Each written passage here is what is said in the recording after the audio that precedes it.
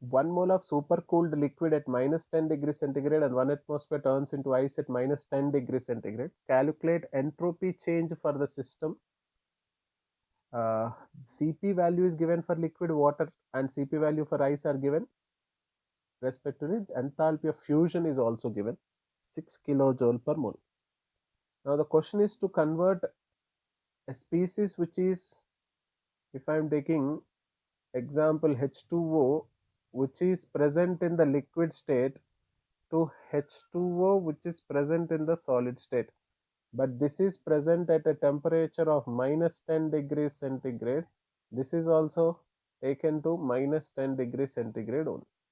We know the physical state change cannot happen at the same temperature whatever is other than the melting point temperature. So the physical state of solid liquid conversion can only happen at the melting point at 1 atmospheric pressure. So bring every data to that particular one, then change the physical state, then again take back to the same data. Now first we have your, if I am taking the liquid, you have the H2O liquid which is at minus 10 degrees centigrade. This is now changed to H2O liquid to 0 degrees centigrade. Here the transformation will happen, the phase change to ice solid 0 degrees centigrade. Now move ice solid to minus 10 degrees again.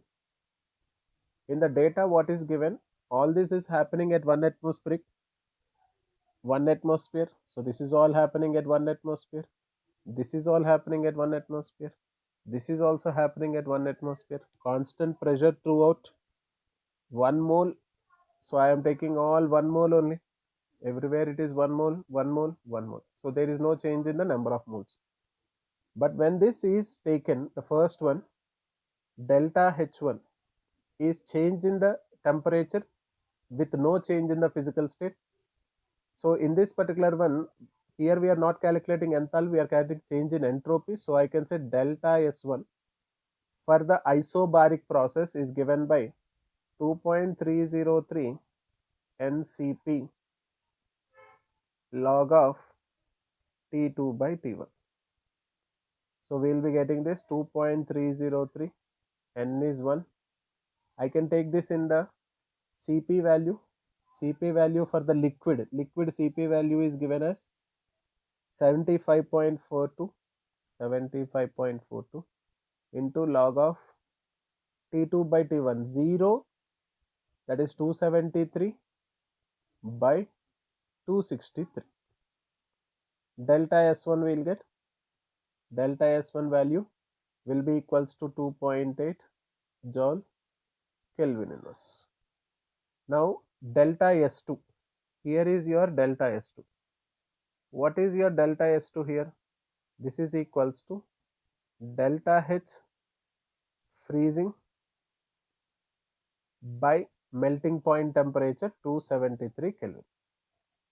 But delta H freezing can be written as minus delta H fusion by 273, which is given as, this answer will be minus 6000 by 273, which is minus 22 joule Kelvin.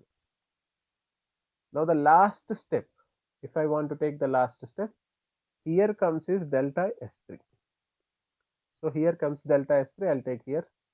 Delta S3 will be equals to, it is again isobaric process, constant pressure, temperature is changing, NCP log of T2 by T1.